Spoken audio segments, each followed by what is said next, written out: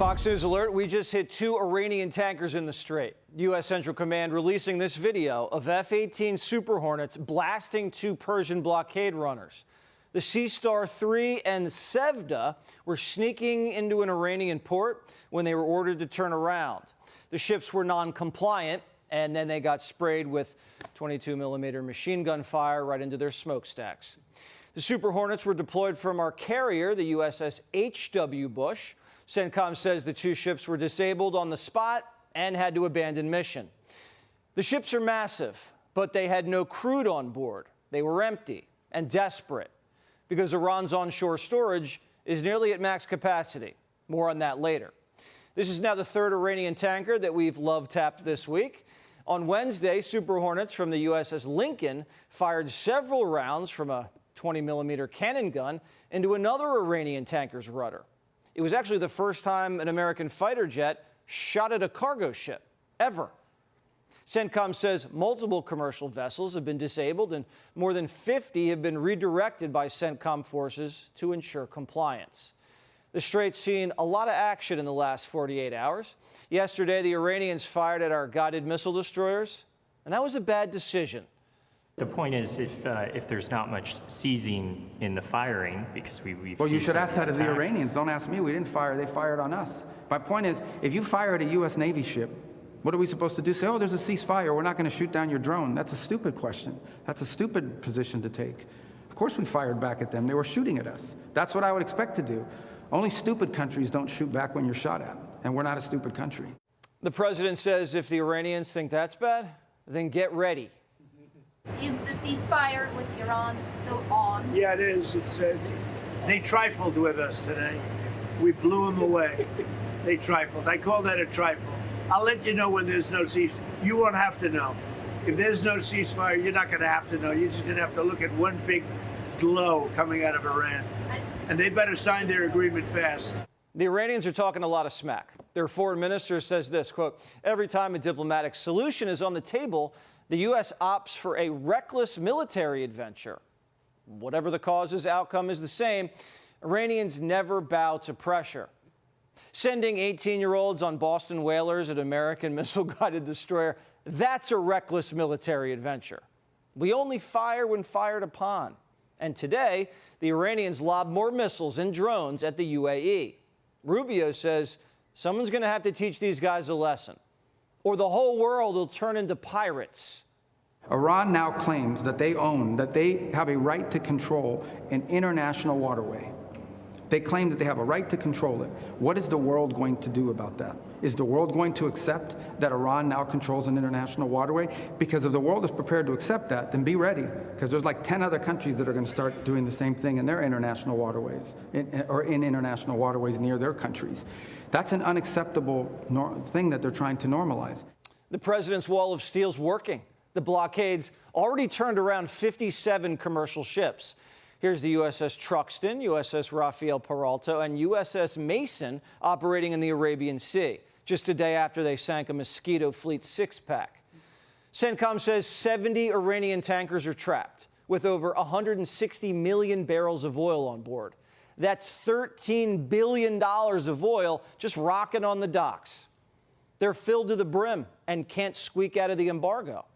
And now the New York Times, they're reporting that the Iranians are dumping millions of barrels of crude into the Gulf. Satellite images show a massive oil slick spreading into the water off Karg Island. That doesn't look too good. Primetime reached out to Al Gore for comment. Haven't heard back.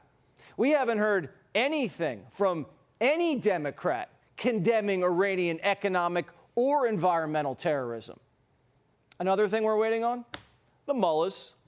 We should know something today. I mean, we're expecting a response from them. We'll see what the response entails. And the hope is it's something that it can put us into a serious process of negotiation. We can get it at any moment tonight, but can we trust it? The hardliners want war because they don't know if they can survive another round of protests. And no one's seen or heard from the gay Ayatollah.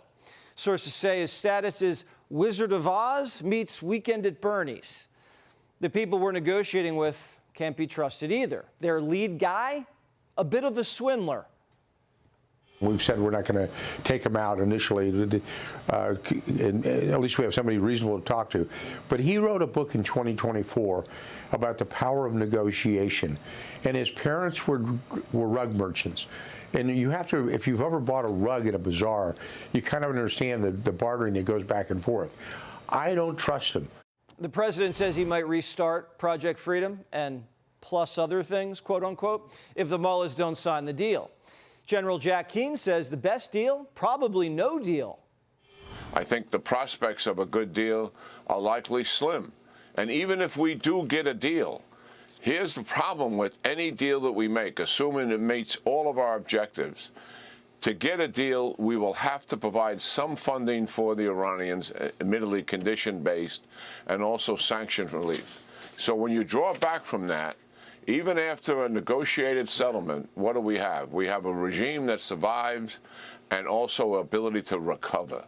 And I think that is fundamentally flawed. The president could go either way, epic fury or economic fury. Two great tools. Trump's used both of them. The question is, which one gets the best results? If their pea shooters keep firing, why not knock out the toll booths? Keane says, why not go for the crown jewel? We have an ace here up our sleeve, so to speak. It's Carg Island, and we're obviously blocking it now from any transport coming out of there, and that represents 90%, of their oil resources. So clearly, the blockade over time will force an economic collapse. But we can hold Carg Island hostage. If you're going to attack Qatar's natural gas or the Saudis or the UAE's oil fields, we're going to begin to take Carg Island away from you in terms of physical destruction. Right. And this just in. The U.S. Special Operations Command ship, the Ocean Trader, was just spotted near our base in Diego Garcia. The last time it came out to play? The Maduro raid. The ship hasn't even been photographed in 3 years. These things come packed with super stallions, ospreys, night stalkers, with a .50 caliber machine gun station on the upper deck and a floating command center. This could mean something's about to go down. And Southcom's been working on some new next-gen drone tech, toys for the boys.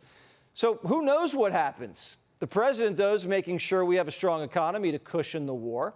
Jobs report just came in. Home run. With the big jobs report for April, 65,000 expected. Nay, nay, nay. We are much stronger, 115,000, 115. And last month, upward revision from 178 to 185. These are good numbers. Foreign ships are lining up in the Gulf of America to buy American crude. We have tremendous amounts of oil. We are not suffering oil. And again, ships are coming all the way where they used to go to Hormuz. They're coming all the way up. And we have hundreds of ships coming up to Texas, coming up to Louisiana, and coming to Alaska, filling up, and they're going back and making a lot of money. The money we spent on the war, we're already even. We just sold over $26 billion of weapons to the Arabs. Gas prices are still too high, no doubt about it, but that's thanks to the Iranians.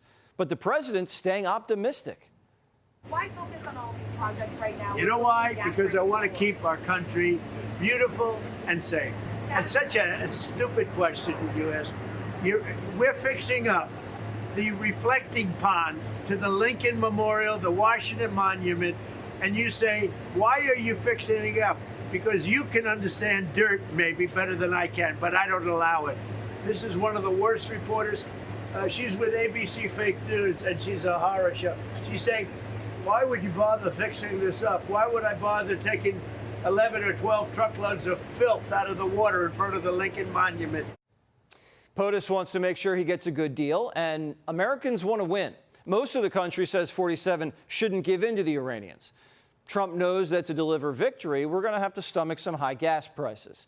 But he needs to show the Iranian regime that they don't have the leverage that they think they do. There's been a lot of false reporting about the war. That's designed to hurt the president politically, but it also helps the Iranians militarily. And the Iranians need all the help they can get. The commander-in-chief remains committed to removing all of the enriched uranium, and it appears he's clear-eyed about what to expect from diplomacy. Are you optimistic about Iranian response to your proposal? Well, we'll see what happens. Look, they have no military. They have not a lot left. We'll see what happens. Be sure to like and subscribe for all the Fox News latest on YouTube and catch full shows streaming now on Fox One.